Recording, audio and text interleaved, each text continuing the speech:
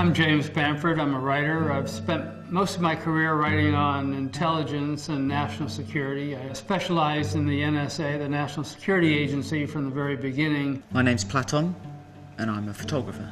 I've captured people like Gaddafi, Putin, all the living American presidents. And this particular project, in some way, sums up everything I've ever worked on in my life. I've interviewed numerous whistleblowers from NSA in the past, and this is sort of the ultimate whistleblower. No one can get to this guy. This guy is probably one of the most wanted people on the planet. And there was never a moment when we knew it's going to work out. You know, I've been trying to do this for 8 months or more, and I was just very worried that for some reason something was going to go wrong.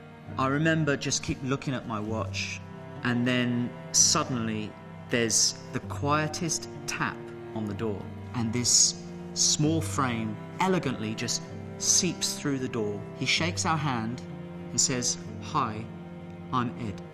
I hadn't really seen him smile before or laugh or anything. It was very comforting to see that this is not the serious Ed Snowden that I'd seen on television, that we could have sort of an interesting rapport. So while he's talking, I'm watching him. He's gentle, he's quiet, and yet there's a weird power to this guy.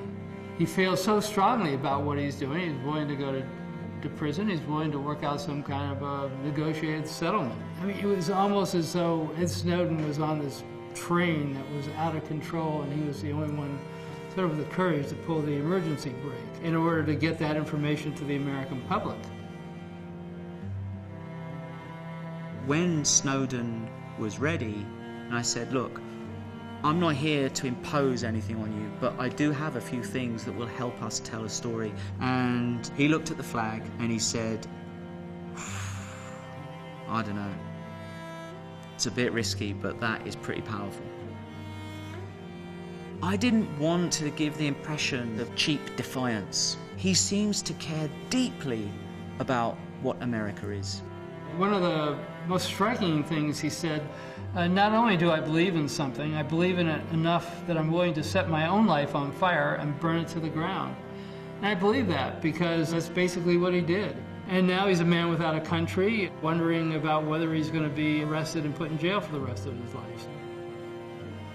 So I shake his hand. He says goodbye to everyone. He's a very humble guy. He leaves the room, the door closes, and we all look at each other and our jaws drop open.